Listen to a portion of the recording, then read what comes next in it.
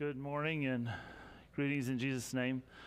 If you didn't get a handout when you came in, could you raise your hand? Joe still has a few left and he'll hand them out to you. Looks like there's about 5 people that need one.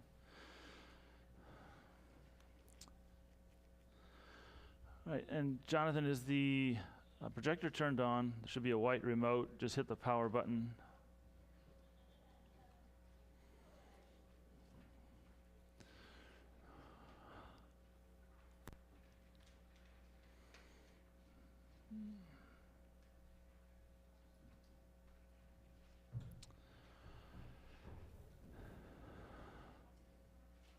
You're out. Okay, I'm sorry.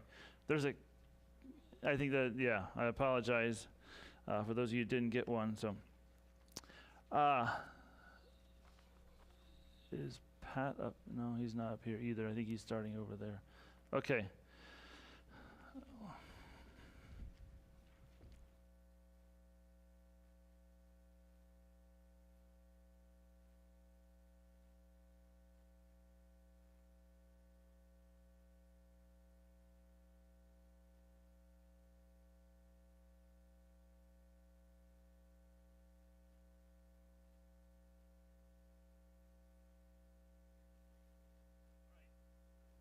Go ahead and get started. Hopefully they'll come up soon. All right, so why do we have meetings?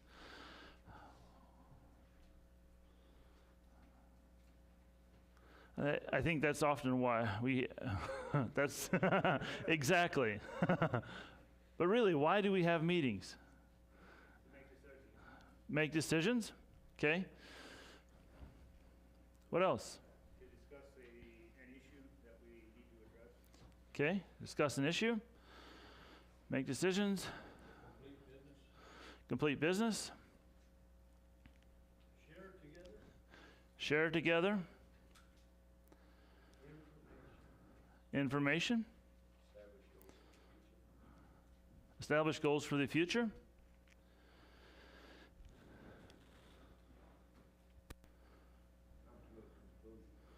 come to a conclusion.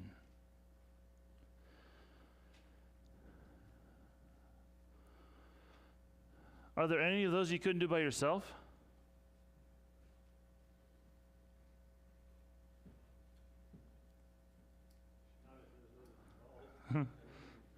Right. If there's others involved, okay. So more people, it affects more people, right, than just you. Okay. All right.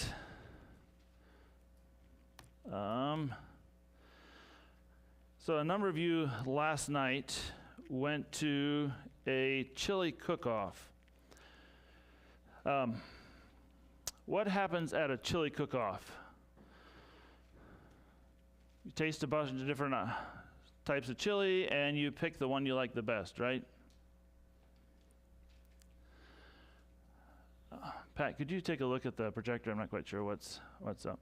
On the other hand, so a bunch of people work separately, present something, and you pick the best one.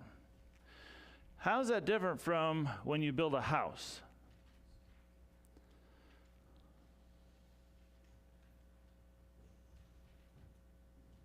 There are less people choosing the best one. Okay, fewer people choosing the best one. Good.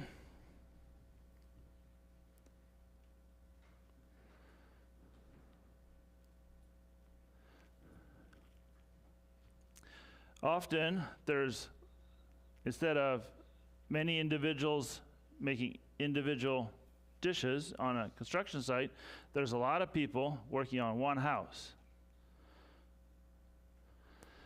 So, I'm not going to ask you to answer this now, but which one best represents a good meeting? I'm not saying meetings you've been to, or most meetings even, but which one of them best represents a good meeting?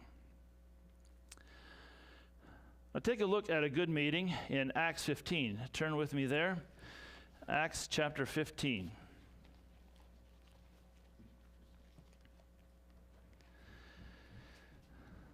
All right, it says, starting to read in verse 1, "But some men came down from Judea, They came down to Antioch and were teaching the brothers, unless you are circumcised according to the custom of Moses, you cannot be saved.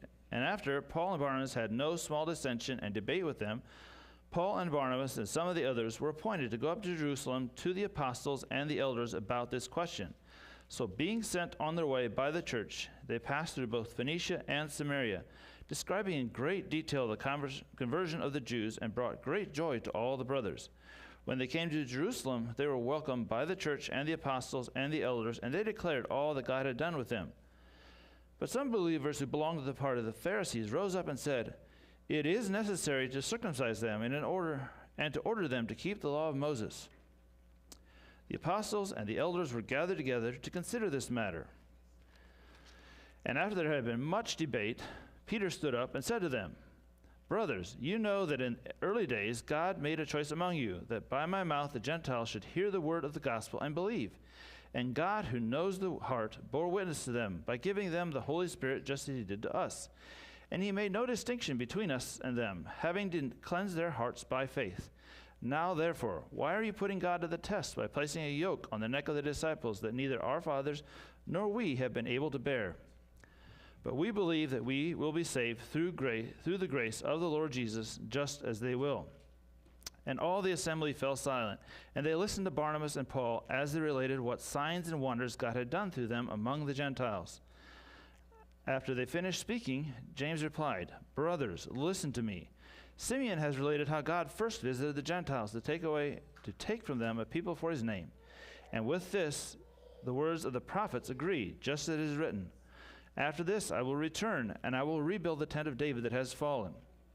I will rebuild its ruins, and I will restore it, that the remnant of mankind may seek the Lord, and all the Gentiles who are called by my name, says the Lord, who makes things known from of old. Therefore, my judgment is that we should not trouble those of the Gentiles who turn to God, but should write to them to abstain from the things polluted by idols, and from sexual immorality, and from what has been strangled, and from blood. For from ancient generations Moses has in every city those who proclaim him, for he is read every Sabbath in the synagogues.' Then it seemed good to the apostles and the elders with the whole church to choose men from among them and send them to Antioch with Paul and Barnabas. They sent Judas, called Barsabas, and Silas, leading men among the brothers, with the following letter: The brothers, both the apostles and the elders, to the brothers who are of the Gentiles in Antioch and Syria and Cilicia, greetings. Since we heard that some persons have gone out from us and troubled you with words, unsettling your minds, although we gave them no instructions, it seemed good to us, having come to one accord, to choose men to send them to you with our beloved Barnabas and Paul, men who have risked their lives for the name of our Lord Jesus Christ. We have therefore sent Judas and Silas, who themselves will tell you the same thing by word of mouth. For it seemed good to the Holy Spirit and to us to lay on you no greater burden than these requirements, that you abstain from what has been sacrificed to idols, and from blood, and from what has been strangled, and from sexual immorality. If you keep yourselves from these, you will do well. Farewell." So when they were sent off, they went down to Antioch, and having gathered the congregation together, they delivered the letter. And when they had read it, they rejoiced because of its encouragement. That's as far as I'm reading this morning. A couple things that I noticed in there that relate to us today as well. Verses 1 to 5, a need surfaces. So there's a reason they had to have a meeting. And we'll dig into that a little bit more later, but a need came up. And so they got together. People that were impacted by this, the people involved, got called together. Verses 7 to 11, then, there's a debate. Now, it does summarize some of them, but there is an intense debate. And I think the Jewish culture is known for intense debating. There's a saying that if there's 5 Jews, there's 7 opinions. So I don't know if that's true. I think that's true of Mennonites sometimes. But there's an intense debate. Something else really important happened here that's critical for a good meeting, and that is everyone listened. They gave ear. They paid attention to what was being said. And then in 13b, it seems like the chair, James, there kind of recap what was discussed. He also brought in some historical precedent, things that had happened before that the Bible talked about in the Old Testament. He quoted from there. And then he drew the ideas together with a proposal. In verses 22, 23, they made the decision to move ahead. There's next steps. They assigned people to do it, and they communicated those, and then they executed the plan. They did what they had decided to do. They took the letters out. They spoke with the churches there, and then what we all hope for is the people rejoiced.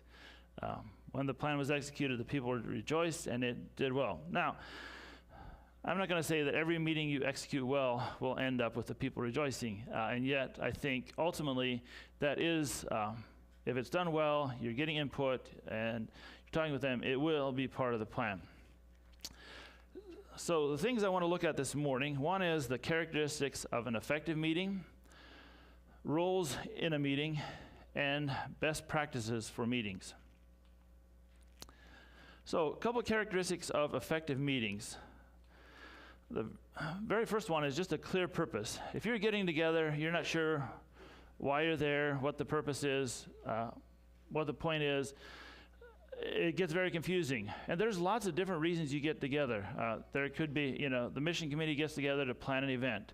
The school board gets together to plan monthly.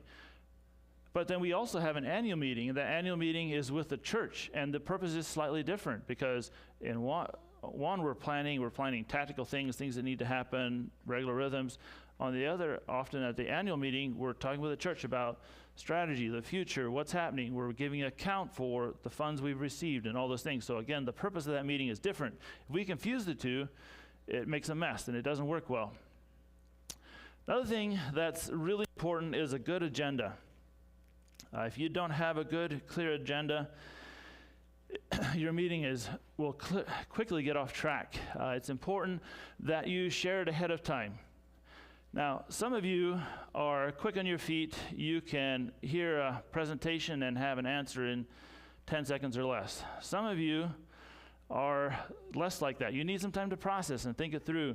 And often, those of you who need to think it through come up with better ideas in the end than some of us who just can spout it off something and it doesn't work out that well. But sharing that agenda ahead of time, if you want to value and pull in everyone, and it doesn't not necessarily just the agenda. If you're going to look at some quotes maybe, or maybe there's something more, that you need more time to process. Share information ahead of time. It could be some ideas, options, more details on the problem, things like that. But share it ahead of time. And often the agenda should just be a brief statement of what you're going to be talking about. So it's not, a full paragraph on the issue, but just a brief statement. One place I read suggested writing it as a question so that it leaves, their example was, you could have office space reallocation. Well, that leaves a lot of question in people's minds. If you would instead say, what about office space reallocation? Then everyone knows exactly what you'll be addressing in the meeting. So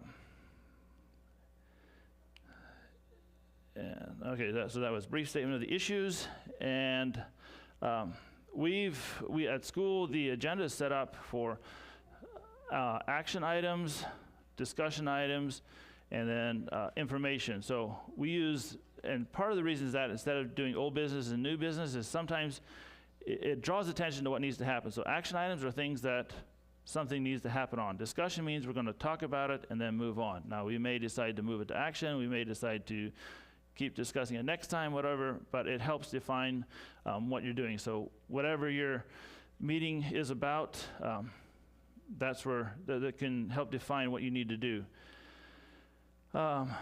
The next one I want to talk about, there's two characteristics two ingredients that we want to look at of a meeting. You may disagree with me on these two, but I think they are vital to a good meeting. One of the biggest complaints, and that the reason for that long pause on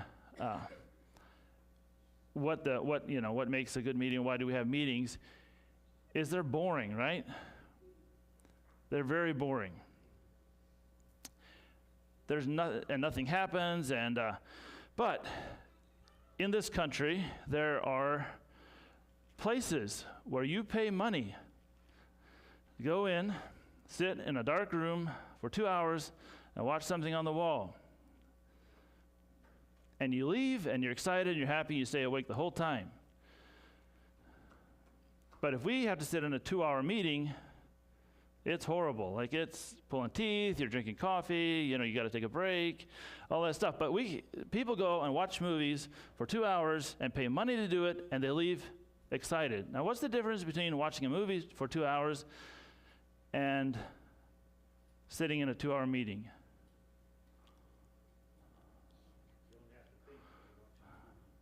Well, wouldn't that put you to sleep?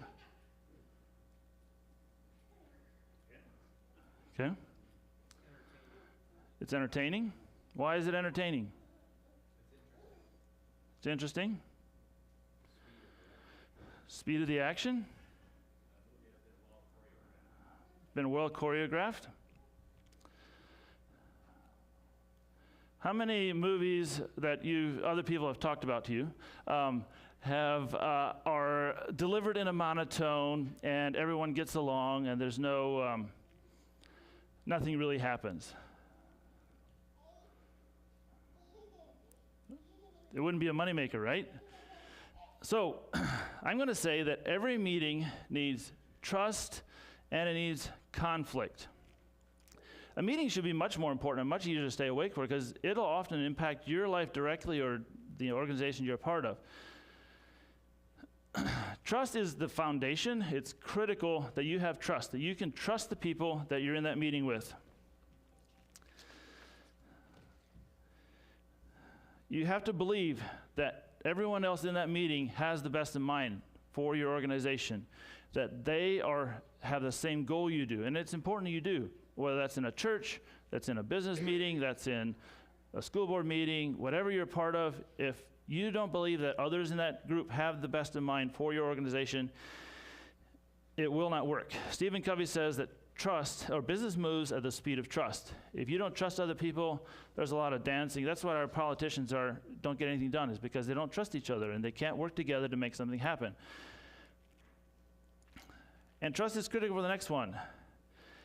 Healthy conflict is critical for a good meeting. If you have a movie, a story, a book with no conflict, there's no point. If you have conflict in a meeting, again, not around personalities, around ideas and issues, things happen. It keeps you engaged in the meeting. If you've been into a meeting where there's that good, healthy conflict, it keeps everyone involved in the meeting, and you actually get something done. You figure something out. Things happen. There's very definitely, and I think, and a lot of these thoughts, I need to give credit. A lot of these thoughts come from Patrick Lencioni. He has a book called Death by Meetings, and he has another one called The 5 Dysfunctions of a Team, where in both he emphasizes how important it is to have conflict. A lot of us are really worried about destructive conflict, where people attack people and people walk away, and it doesn't work, right? And so we tend to be over here where there's no conflict, and we never even contradict or offer a counter. But there's a lot of space between no conflict and destructive conflict. And I think we need to start moving away, take a step, come over here, move over here, move a little closer to the center where we discuss the ideas, we contradict, we point out flaws, and we can in a healthy way discuss the ideas and issues, never attacking the person, but pushing for and striving for the very best idea. It will only work if we trust each other and we believe the best in each other. And truly, if we have that mentality as a group working together. So, healthy conflict will be foundational to having a meeting that keeps you awake and gets the mission accomplished of the group. And then, when you're done, it is important that everyone who leaves the room gives full support to the decision. If you don't, if you're just like, well, that's not the way I would have done it, I'm just going to sit back and I'm going to watch. Well, you're sitting back. If it's at work and you're just the one sitting back and just watching and see what happens and you don't put your heart into it, you actually don't prove, your very behavior may destroy the possibilities of that decision. And when the next meeting you decide, well, now they're going to do it my way because I told them all along. Well, you know what's going to happen to all the other team members who got proved wrong? They're going to sit back and watch your idea flounder. Does your organization get better when that happens? Your organization is never going to be healthy if you just put your heart into the decisions you agree with and hold back on all the decisions you don't. You'll never get anywhere doing that. And ultimately, it will destroy whatever you're a part of if not everyone is giving their heart to it. And without that healthy conflict, what really ends up happening is everyone talks about how terrible the other person's idea was outside of that. Gossip, whatever that is, that conflict will still happen, except it'll turn into conflicts about people, and it will drag everyone down around you. If there's the executives of a company don't work together, there's conflict there, but they don't address it, that will filter down throughout the organization, and it'll destroy it. Same thing can happen at a church, a school, whatever you're a part of. All right, let's talk about roles in a meeting. Now, unfortunately, this is not cinnamon rolls. It is R-O-L-E-S. Roles in a meeting. First one I'm going to talk about is the chairman. Chairman should be preparing an agenda ahead of time and sharing it out. Again, there's just a lot of things that happen with a well-written agenda that don't otherwise. As you're having the meeting, the chairman is also responsible to keep the meeting on the agenda. The school board has been known to get off track and start discussing various things, and it is the chairman, unfortunately, his responsibility to kind of keep him back on track. Make sure you involve everyone in the discussion. There's always going to be people who speak faster than others and who have ideas quicker. It's important to draw everyone out. The Robert's rules that I'll talk about a little bit later actually say that every person can only speak once on a matter unless they make a motion that someone can speak again. So I know that's not how we conduct our meetings. I'm not necessarily advocating for that, but to keep that in the back of your mind. I mean, if you're chairing the meeting, draw those people out. Make sure everyone is participating and involved. And again, if you're giving that information out ahead of time, especially the guys you know will talk a little slower, it will help them to be prepared and be a part of it.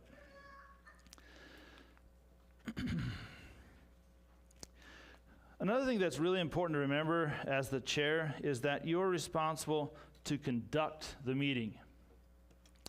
You are not responsible for having the best ideas. In fact, the larger the group that you're in the meeting that you're chairing, the less the chairman talks. And in a lot of cases, if you're up front chairing the meeting, you're doing very, very little of the discussion. It doesn't mean you can't say anything, but you should be talking less and less the bigger the group. Something as small as mission committee or 3 to 5 man group, you do talk a lot more. You get to 25, 30 people, and a chair is largely just chairing the meeting or in charge of making sure the rules are followed and everyone is given a chance to speak. Don't run with the first opinion. It's really easy if you have maybe you have a strong personality in the group, or they're just, you're hour and 45 minutes into a 2-hour meeting and you get one guy to talk and you jump on it and just move on. But that really isn't ultimately where you get to. You won't get the best decisions. You won't get the best discussion. You won't get the best action from that going with the first opinion. Again, a lot of that is even modeled in what we saw in Acts. There was a lot of debate. Then Peter and Paul and Barnabas talked, and then James kind of drew it together. Another thing that's really hard to do as a chairman, but is important, is that you need to learn to be okay with silence. As long as you're more comfortable with silence than everyone in your audience, pretty soon someone will talk. If you can't stand silence, then start practicing. Count to 10, count to 20, whatever it is. Just do whatever you need to do to stay quiet and allow others to talk. Make them more nervous than you. All right, switching roles now to the secretary. Secretary is the person who is responsible to make a record of the meeting, and you should really be able to look at the minutes and get a reasonable idea of what the issues were and what was decided and why. Acts 15 gives us kind of a pattern for this. It talks about who was at the meeting, what the discussion was, and then what happened after that. Notice it says summary. This is not a transcript of the meeting. There's a big difference there, and if you're taking minutes, you can take the pressure off. You don't need to record every single thing that was said, and who said it, and how long they talked, and all those things. You just need to get a summary of it. So make sure you know who, what, when, and where. The where is maybe less important for some meetings than it is for others, but again, who was at the meeting, what? So was it the school board monthly meeting or the mission committee meeting, your monthly strategic meeting at work?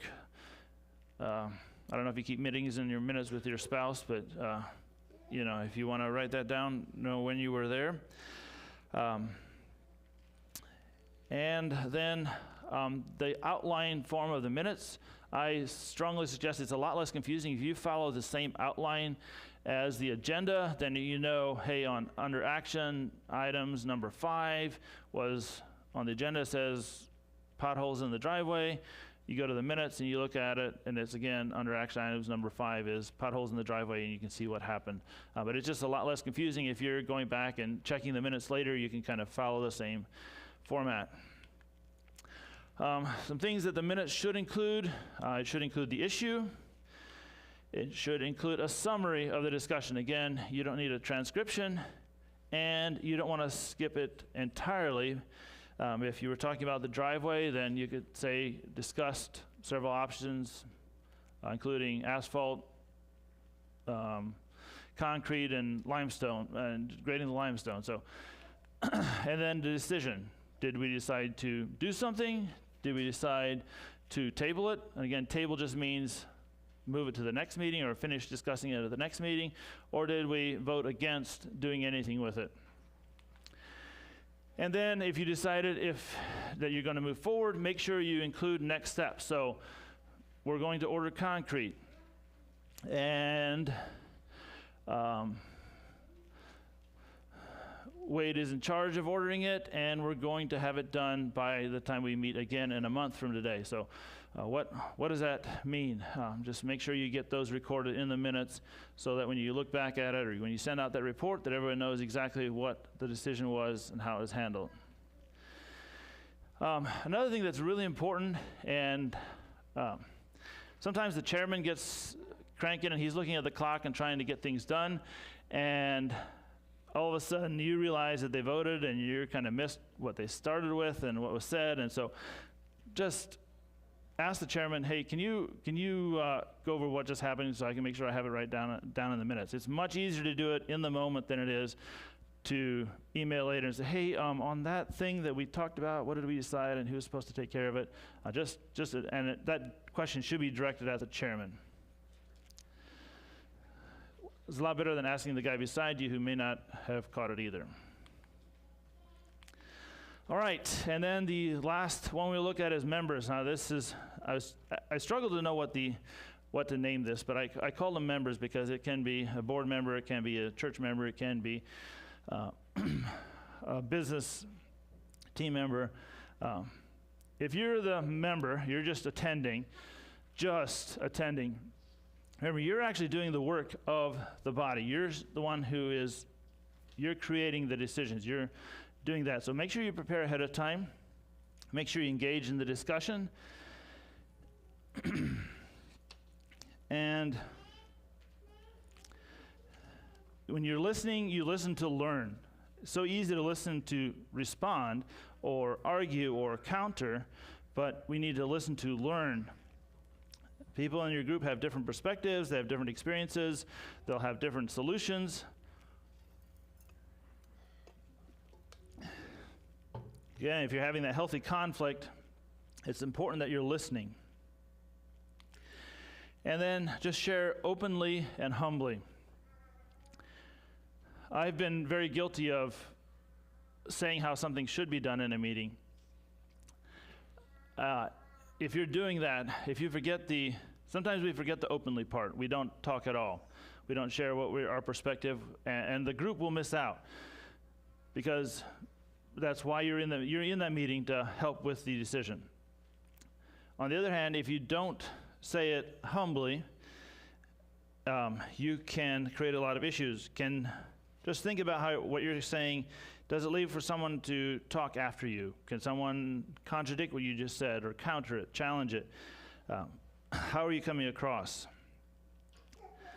It's so important, I think, in a meeting to recognize that you're coming together to work together, not to hear what one special person comes up with and implement their idea. That's not the point at all.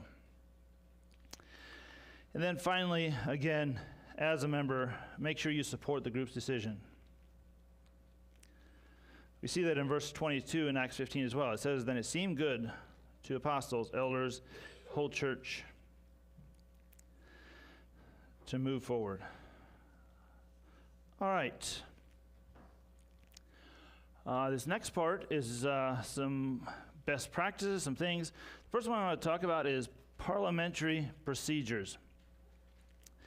This is actually based on the English Parliament. They defined a number of these rules, and there's a whole book on it. If you really want to get excited about it, there's a whole book on these. But I'm going to do kind of an introduction. The definition is basically it's the body of rules, ethics, and customs governing meetings and other operations of an organization. I believe the blank I left in your page was the word customs. Is that right? And I did that for a specific reason. There are a lot of rules, and you can get extremely formal, and the size of your group dictates some of that. The legal nature of your group can dictate some of that. So if you're working in a zoning committee or something like that, some of those will get a lot more strict. But there's a process that we follow largely in our church, and I've seen in a lot of other boards. It's a little bit more relaxed than some of that. Some like Robert's Rules of Orders, for example. One of the big differences is that you don't discuss something until you make a motion. Well, that's not how we do that. If you want to dig into it, it's great. It's very interesting. But some things that we don't even think about, but they establish, one is that only one person speaks at a time. Well, that really does make a lot of sense, but evidently there was a reason they wrote that rule, is only one person speaking at a time. And so our Congress will have certain rules. And if you know, Senate has a filibuster, which means you can just keep yielding the floor. There's actually no way for the chair to take back the discussion. They can just keep talking forever. The House has different rules, and therefore they don't have a filibuster in the House. So the way we generally do, the way I've seen it done a lot, as an item on the agenda is introduced. So the chair, or maybe there's someone who's been doing a special report on it, introduces the topic, presents the question, maybe gives some background on what the issue is. Again, going back to the potholes in the driveway, we've done X, Y, and Z the last 5 years. So we've dumped a load of gravel on it the last 5 years. It's not working. It's not holding. We continue to have this issue. And then there's discussion. That's when the chair then yields the floor or just says, hey, okay, so what do you guys think? And members can then participate and discuss the item. After the discussion, you need a motion. And I think this is the one where it gets a little tricky. It does take some skill to make a motion, but again, a motion is just generally saying, I think we should vote on taking this action. Motion can be given by anyone who's not the chair, so it could be the secretary if needed, or it could be any other member, but the chair cannot make a motion. So if you've ever been in a meeting and wondered why the chair asked, well, is there a motion on this, or is someone, again, the chair is not allowed to make that motion. Make sure that if you're a member and you think you know what we should do, or just allow time for others to speak. Again, don't jump on that first opinion, but make a motion, and you just say, I make a motion, we do X. So I make a motion, we pour concrete in the next 100 feet of the driveway. And I would say just don't be intimidated by it. It does take some skill, but don't be intimidated by it. Every member in the group can do it. So being real honest, we've struggled, like at our business meeting, we've struggled. There's a few people who make motions in seconds, and I think it's something we can all do better on. Just that's part of the business of the meeting, and so just keeping things moving. Once the discussion is done, somebody makes a motion, seconds, and we move on, and it's less awkward for everyone. A second is simply saying, I agree that we should vote on this. So you just say, I second it, and then the chair conducts the voting. You are vote in favor or opposed to the motion. It's often a really good idea for the chair to repeat the motion, just to say it out loud before you vote. Sometimes the chair doesn't understand the motion that the member gave. Sometimes people didn't hear it, but I think it's often important for the chair to repeat the motion so what you're voting about, so everyone knows clearly what's being voted on. And then, Tony, yes, on the seconding of the motion, if I could ask. yeah. Is it okay if no one in the group would agree with that? There really shouldn't be any pressure to second it if you don't feel comfortable with that. You have a thought on that about Sure. this motion? Right. So I did actually look that up. So thanks for asking the question. So if the original motion, people don't quite agree, or they, oh man, that's not quite what we think. There's a couple different things that can happen. One is if there's no second, then it'll just go back to discussion. So the chairman will ask, is there a second? And if there's a pause, I haven't seen this happen a lot, but the chair said, okay, we'll open it back up for discussion. That could be one way of addressing it, or for another motion. You can also say,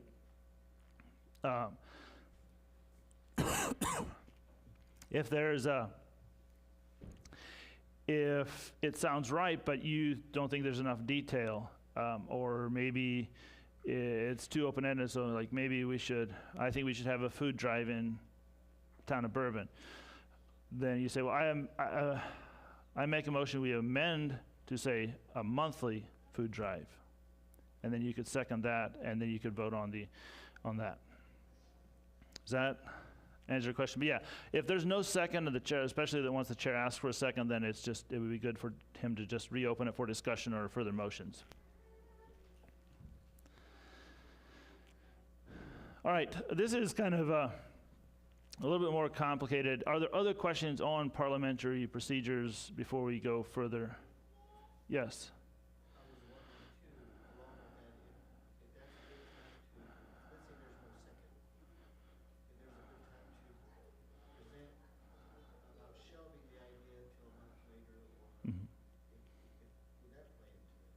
Sure. Yeah, you could, because you could say, it feels like we're not settled, there's not a clear direction. Is there a motion to table or something like that? Yeah, good. And that's not just parliamentary procedures, that's just good leadership. So thank you. Thanks for that suggestion.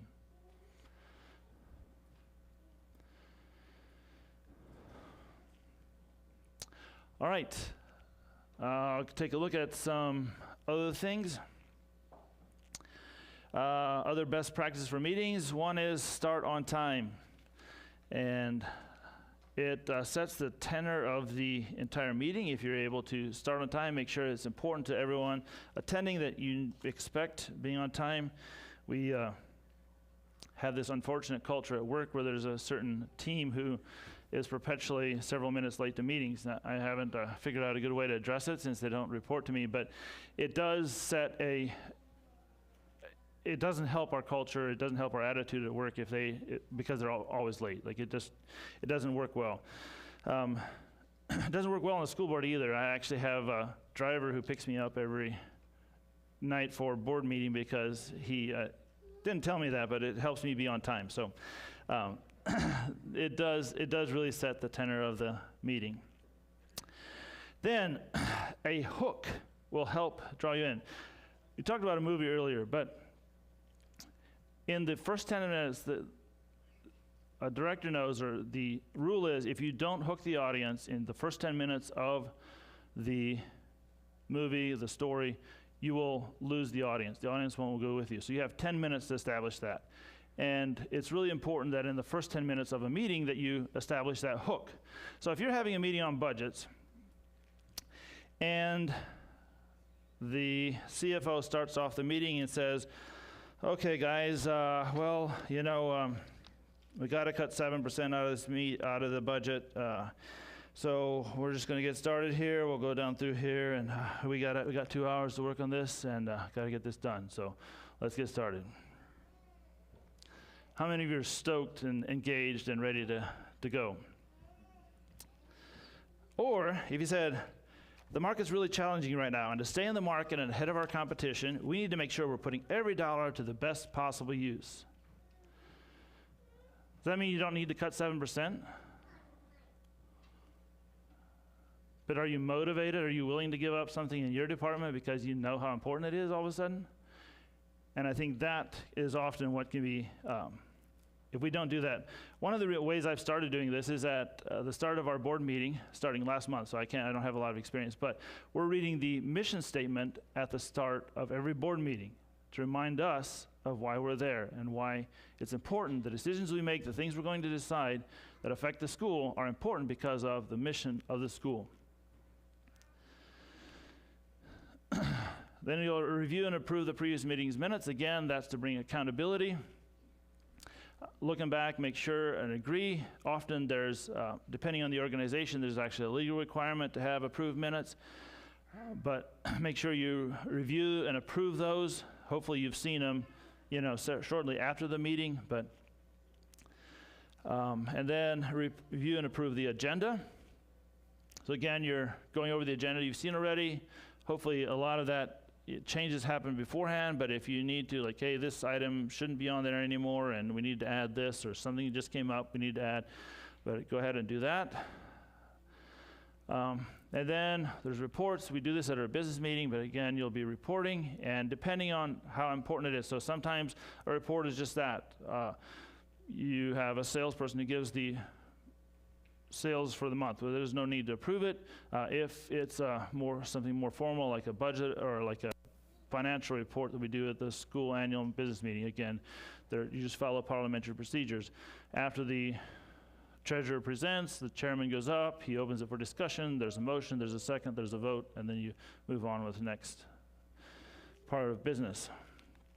Agenda items, again, you follow procedure. Chair introduces, or his person he designates, and then you move through the conversation and you wrap it up through motions and seconds.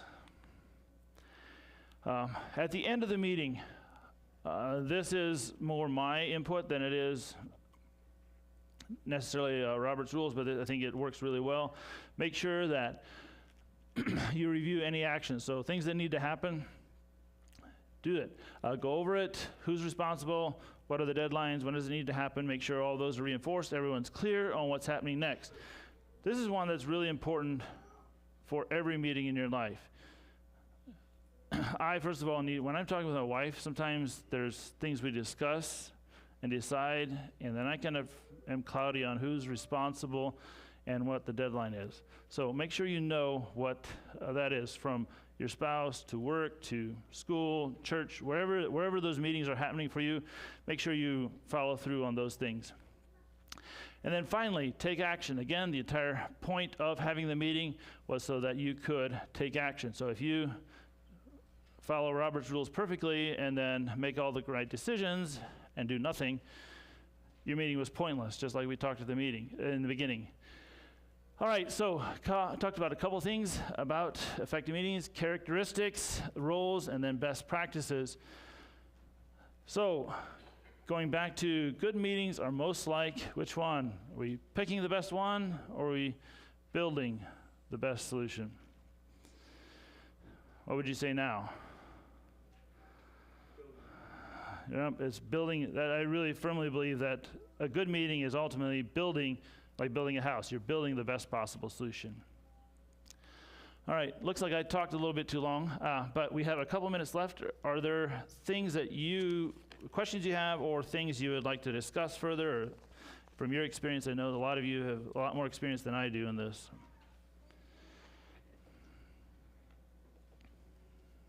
Any suggestions on building trust?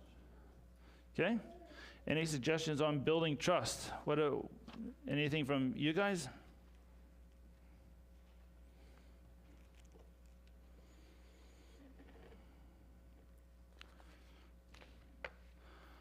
I think one of the biggest things is that trust takes time. And if you want to take years to build trust, then don't spend much time together. If you need to speed it up, spend more time together. Sometimes talking with a person that you are bumping heads with on one-on-one, instead of doing it in a meeting, it's easier to find understanding or to understand each other separately, I think, privately than in public. Okay. I saw one quote that said, Abraham Lincoln reportedly said, "I do not like that man. I must spend more time getting to know him." I think another thing that builds trust is when I follow through with doing what I said. Okay. Okay. We build trust or others build trust with us when we follow through. Or others trust us more. Okay? Well, there also can't be any hidden agendas. Mm-hmm. Right. If there's conflict, it needs to be open or.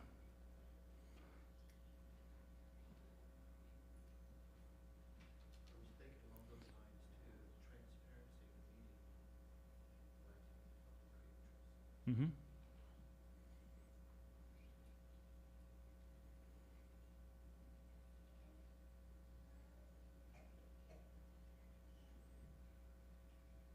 What I think with transparency, as was mentioned just now, is the fact that if I have something to bring up regarding the issue that we're discussing, then I need to be transparent enough to bring it up at the meeting rather than trying to address it with the chairman at some other point in time, in his favor or something. Okay. Having the conflict in the meeting rather than conflict outside of the meeting. I've only had that happen a couple times, and it definitely is awkward to know how to deal with it.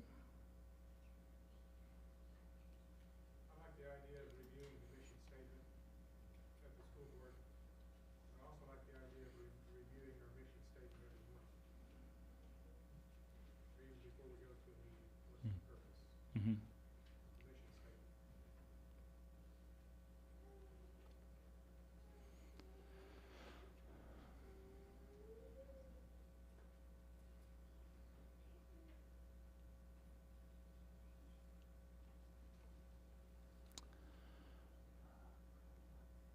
All right, well, thank you very much.